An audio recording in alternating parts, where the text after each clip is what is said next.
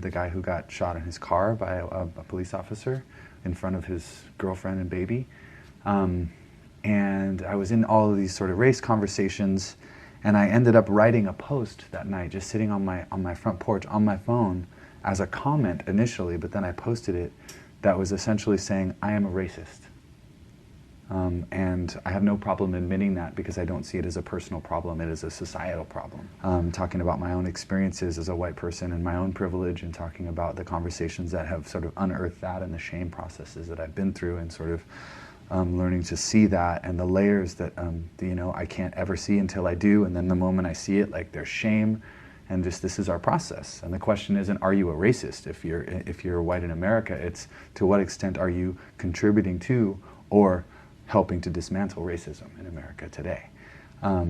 So I was incredibly proud of myself. I was excited, and I came into our bedroom, and Katie was there. My partner was there, and she was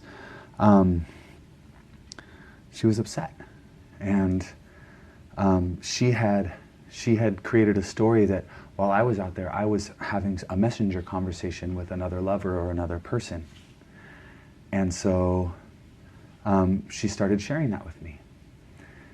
And one version of me would have just stopped her right away and said, oh, no, I was actually writing this thing and I'm really excited to share it with you. But I didn't.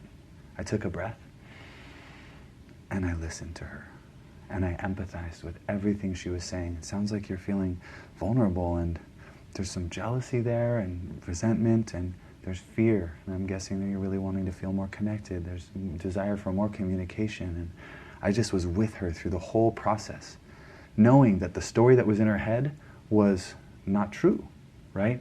But that everything she was going through around that story were things that were important for her to be heard about and addressed, right? For me to receive and just soften and to receive and understand, right? And then when I was able to hear her all the way through that stuff, I said, can I tell you a little bit about what was happening out there? She was so open to receive it, and she was so grateful. There were tears on both sides as she was expressing, right?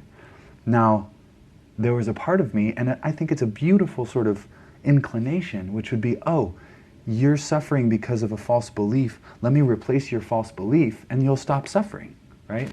As though it were that easy. But what that actually is a subtle form of correction and making wrong.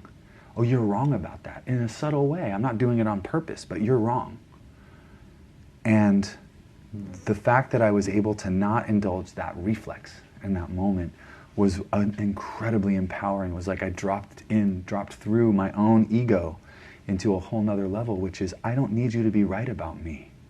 You can be totally wrong about me, and your wrongness is a reflection of something that you need to be paying attention to in your life and engaging with, whatever that story is and whatever those feelings are and the needs that are underneath it. And I'm just going to be right here with you. I'm right here with you. I have nothing to lose by just being present. And that's like it's a story I enjoy sharing to just shift the perspective.